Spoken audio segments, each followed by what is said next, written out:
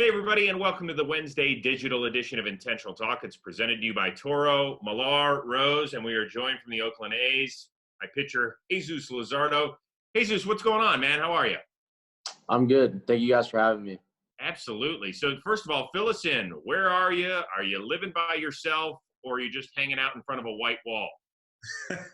No, yeah, I'm living in South Florida right now. I came back home and I'm living me and my girlfriend, and then like 15 minutes down the road from my parents' house. So I got a good little support system back here. All right, I get it. You're 22 years old. You make me feel extremely old because you were born about 3.5 weeks after I got married in September of 1997. But you are mature beyond your years because you're actually lending a helping hand to our first responders and the heroes on the front line, serving them meals. Fill us in a little bit about what you're doing.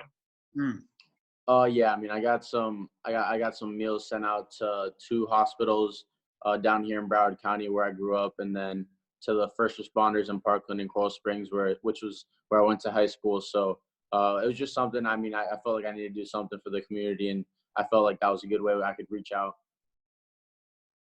That's awesome, right there, Jesus. I want to say something, though. When you came up to the real show last year in September, you were dominating, you're doing your thing, and now with the MLB show situation, when you're playing these games, do you use yourself as a starter every single time, or are you in the reliever scene?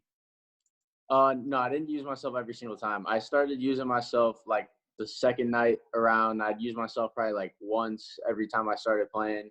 But I try to get all the starters in there and then all the relievers. So I kind of mixed and matched a little bit. I had a tough time, but we had fun. All right, well, I'm going to put you on the spot right now. Who do you think's the favorite to win this whole thing?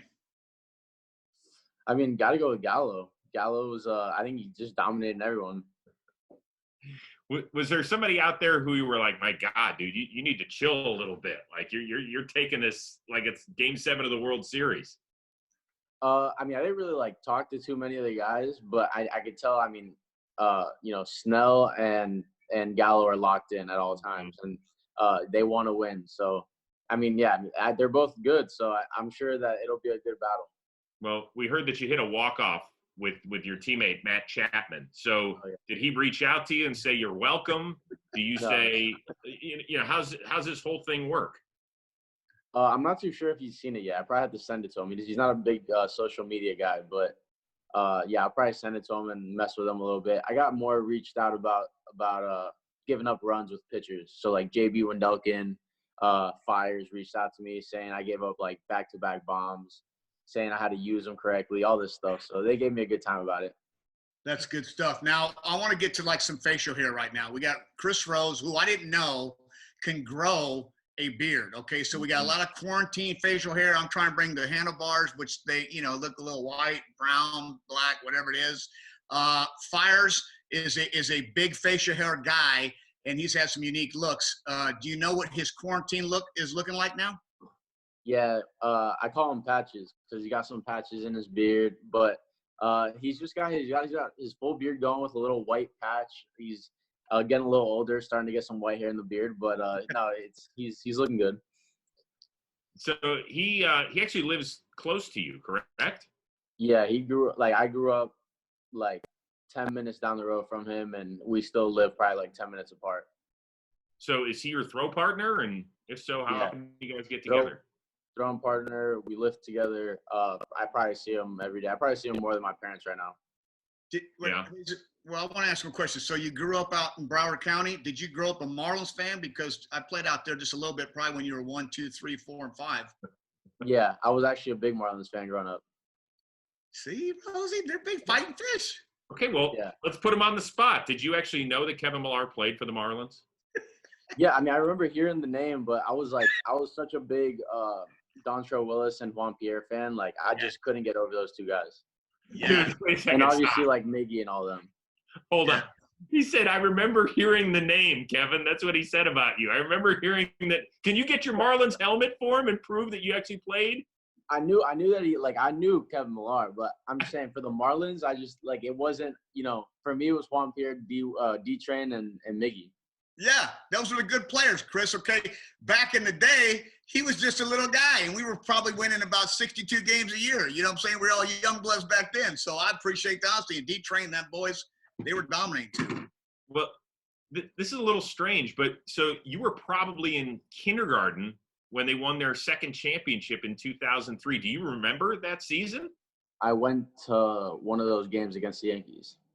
You did? Whoa. Yeah, I went to one of those games against the Yankees when I was, I had to be like 6 years old maybe.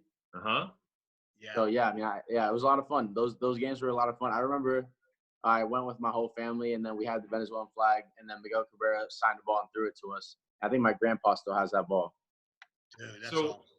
what's going to happen when you face Miggy for the first time? I mean, growing up, I'm Venezuelan, family's Venezuelan, and I still got those roots in me. So when I face Miggy, Altuve, guys like that, Felix Hernandez, it's just like an honor for me. You know what's funny? Miggy was a 16-year-old shortstop in our organization when I was playing, and absolutely a stud, and then moves over to third, and it was like baby Manny. And now you look at him, man, this guy's had an unbelievable career, and he's a better person than he is a player. Yeah, no, definitely. That's what I've heard. I heard he's an awesome guy, so I'm excited to meet him someday. All right, a couple things before we let you go and get about your day and go play catch with Mike Fiers or something. There's more than a white wall to where you're living. Either show us your MLB 20 the show setup or something cool in your my room, my house is a mess, but I got a big beanbag right there. I got a beanbag, and then that's where I play with my MLB the show. Okay. So I just lay on my beanbag and play it all day long. Dude, beanbag. Take us over to the beanbag. Let's see the whole setup. Come on. He says house is messy, Chris. It's fine. He's 22. Of course it's messy. My beanbag. I got my Ozark. I'm watching Ozark today, and then my couch, and then that's about all I got over here. Okay. All right. Before we let you go, we're going to play a little game. It's sweeping the entire nation. It's called How Well Do I Know Myself, or You Know Yourself. So here we go with Jesus Luzardo. We're going to ask you questions about Jesus Luzardo. Name the batter and the result of the first major leaguer you ever faced. Aledmys Diaz strikeout looking. Yeah. Nailed it. You have that ball? It's at my parents' house. It's in a case. Good. Well, I'm happy it's not at your place because it's probably stuck under the beanbag or you lost it under the couch. Exactly. All right.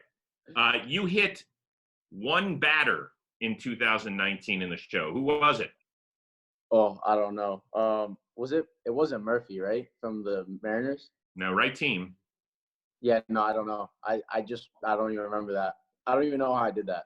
Yeah, it was Dylan Moore. Okay. Do you want to apologize? I remember hitting him. Do you want to apologize? Probably not. Okay. You were involved in a 5-player trade going from Washington to Oakland in 2017. Name the 4 other players involved in it. Sheldon Noisy, Ryan Madsen, Sean Doolittle, and Blake Trinan. Gosh, you're good. Yeah. You are good. All right, last one. You have faced 58 batters so far, that includes in the postseason, and allowed just 6 hits so far in your career. Name 3 of the 6 batters who got a knock against you. Okay. Well, Maldonado went deep in my debut. Okay. Then we got I just had one. Yandy Diaz. And someone from Sin-Chu Chu. Yeah. Okay. You also gave up knocks to Jose Trevino, Tom Murphy, Kevin Smith. But that's pretty good memory. Only 6 knocks. That's good, dude. Yeah. Hopefully we keep the number down throughout the years. Keep it down. All right. Listen. Tell Mike Fiers and your family we say hello. Please stay safe and keep up the good work on getting those meals served. A big shout out to Russo's Italian Kitchen for helping you out, which is awesome. Yeah. Jesus, keep it up, man. Thank you. Thank you guys for having me on here. You got it. Thank you. We'll see everybody on Friday's IT, presented to you by Toro.